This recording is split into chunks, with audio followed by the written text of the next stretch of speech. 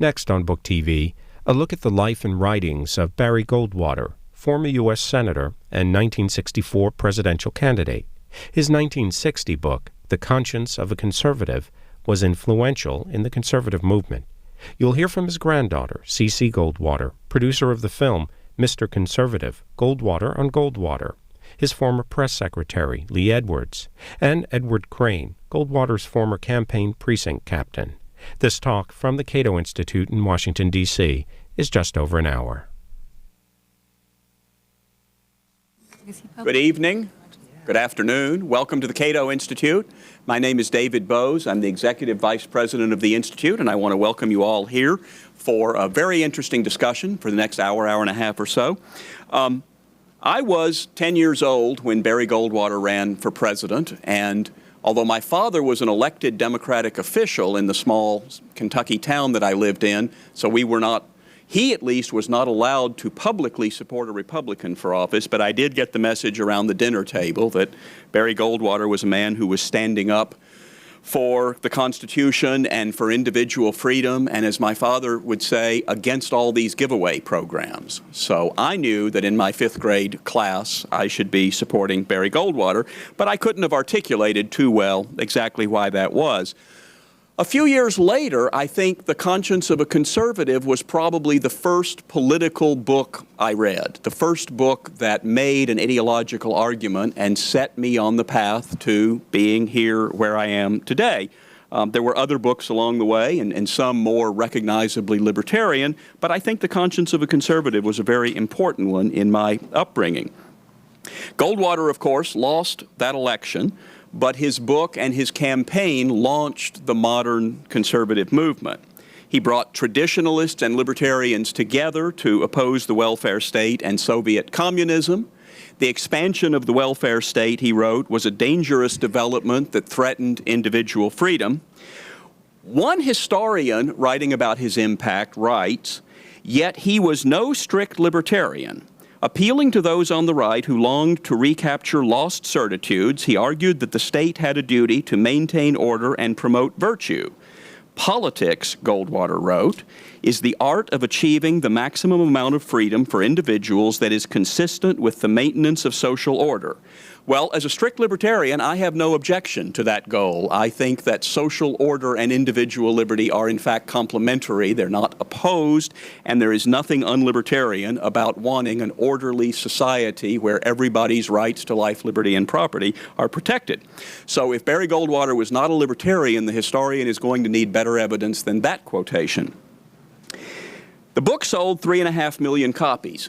It turned out you didn't have to win a presidential election to launch a movement that would change the country. And what did this book that launched the modern Republican Party and the modern conservative movement actually say? I think the most famous quote in it, in I think the first chapter, is where Goldwater writes, "I have little interest in streamlining government or in making it more efficient, for I mean to reduce its size. I do not undertake to promote welfare, for I propose to expend freedom. My aim is not to pass laws, but to repeal them. It is not to inaugurate new programs, but to cancel old ones that do violence to the Constitution or that have failed in their purpose or that impose on the people an unwarranted financial burden. I will not attempt to discover whether legislation is needed before I have first determined whether it is constitutionally permissible. And if I should later be attacked for neglecting my constituents' interests, I shall reply that I was informed their main interest is liberty, and that in that cause I am doing the best that I can." He also wrote, "There is no difficulty in identifying the day's overriding political challenge. It is to preserve and extend freedom." Federalism was once a key element of American conservatism, and Goldwater called for the federal government to withdraw promptly and totally from every jurisdiction which the Constitution reserves to the states. He tells us that the turn will come when we entrust the conduct of our affairs to men who understand that their first duty as public officials is to divest themselves of the power they have been given. And in his presidential campaign, he declared that it was the cause of republicanism to resist concentrations of power. And I wonder, does any Republican in Washington today believe any of the goals and tenets that Goldwater enunciated? It doesn't seem so to me. But that's what we will discuss today with our four distinguished guests. And I will start, I'm going to introduce everybody and then turn the podium over to these people. C.C. Goldwater was 5 when her grandfather ran for president. When she grew up, she worked as a television entertainment reporter and in PR. But she's here because she created and produced the documentary Mr. Conservative, Goldwater on Goldwater, that premiered on HBO last fall, and that is available for the first time today as a DVD, but will be available in bookstores and video stores starting later this month. And she's also here because she has edited a new edition of The Conscience of a Conservative. It sold 3.5 million copies, but it had been out of print. Now it's back in print as part of the James Madison Library in American Politics from Princeton University Press. She's going to show us a few moments of the video and talk about her experiences doing it. After that, we'll have commentary from 3 distinguished commenters. Lee Edwards was press secretary for the Goldwater for President campaign. He's now with the Heritage Foundation. He has published more than 15 books about the leading individuals and institutions of American conservatism, including biographies of Ronald Reagan and Barry Goldwater and a history of the Heritage Foundation. Franklin Foer is the editor of The New Republic and the author of How Soccer Explains the World, an Unlikely Theory of Globalization. Frank is on my far left. He doesn't explain Barry Goldwater, alas.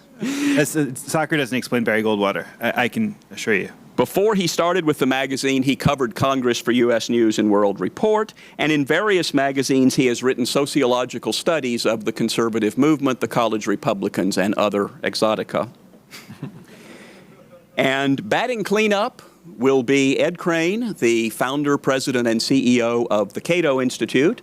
And you can read about all of his accomplishments in that role on our website, www.cato.org.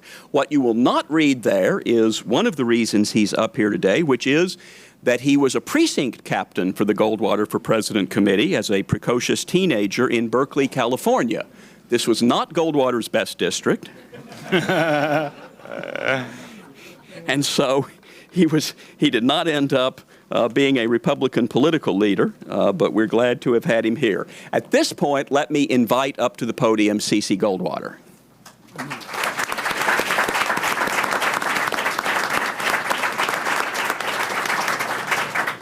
Thank you, David. Well, I'm just really happy to be able to present my film, the book, talk about my grandfather in front of you all because he was really important in my life. And I think you'd be really proud that I was here doing this because I'm not doing entertainment PR anymore and I'm not doing entertainment stuff that really would drive him crazy. I'm actually doing something about him, which I think he'd probably be proud about. I decided to do this film about 4 years ago, and the process took quite a while to get to HBO and to get them to agree to like Barry Goldwater. I mean, they just were like 6 Feet Under, Sex and the City, Goldwater. Don't get it. It's just not the mix. I mean, it took me a lot of runs at them with all different ammo. And the last run was a 7-minute promo that I did where I just cut a bunch of really interesting film footage together that just showed how interesting his life was and really where he was as a man, a politician, as a father, as a grandfather. And they finally thought he was pretty interesting. So that was what I ended up doing, and it took quite a long time to get it going, and it aired in September and October, as David said. And the DVD's coming out in like 2 weeks, so we've got advanced copies here, and was really nice of the distributor to let me have them because they're like, oh, I don't know. But The film is a 90-minute feature film, and I'm going to show you some clips of it. I'm actually going to run through all these clips. This is only 8 minutes of 90-minute film, and when we did the parties for the premiere, we were graciously invited to Ben Bradley and Sally Quinn's home, and it was a rock star moment for me, because anybody that was anybody was there, and it was just amazing in this beautiful house, and so it was exciting. And then we premiered in Arizona. We also premiered at HBO in New York, and the film did quite well for the channel, and it'll probably be coming out sometime again on the channel, probably especially during the election, because I think it's going to get kind of interesting.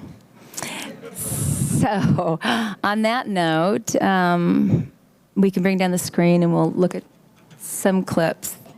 Now, this is 8 minutes, okay? So it's a 90-minute film. There's much more. I mean, these are exciting moments and everything, but...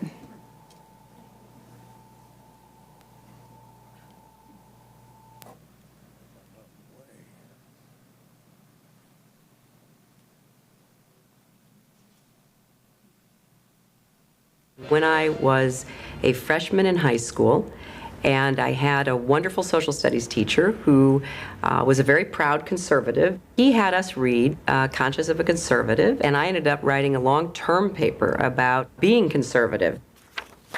I read it and reread it, and it was a part of my political awakening, if you will. I often said that he was not necessarily the best father in the world. He was probably a better statesman than a father. But yet, when you stop and think about it, he was a good father.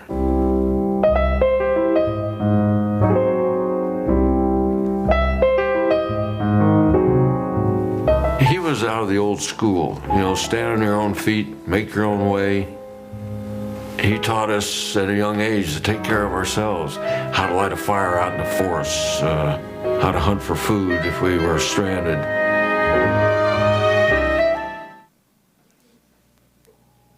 So that's just a little bit of what the film is about, and it's very unique and special and personal, and you learn a lot more about the man, his passion for photography, which we didn't have a clip of, but he was an incredible photographer, very well respected in the photography world in terms of just being able to do stuff, you know, that was beautiful. And his whole aviation career, him being in the United States Air Force and flying, you know, the hump between Burma and China, and the film has a rich texture to it, and I did interview some varieties of people, and you know, Al Franken's in there, and there's some very interesting folks that that kind of add a wonderful little touch to this. So that's what I have done, and thank you for letting me show you this clip.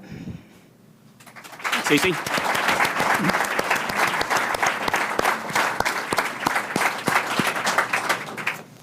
All right, so we'll get some comments now on Goldwater and his impact first from Lee Edwards of the Goldwater Campaign and the Heritage Foundation.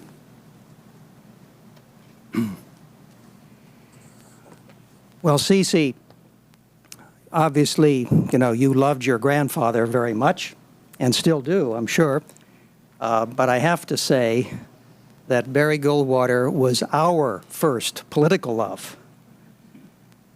We fell in love with him, and it was a heavy and hot romance, which appealed across the board. And I can look out and see a couple of people who were there when it happened, like Don Ernsberger and others, but here at the table,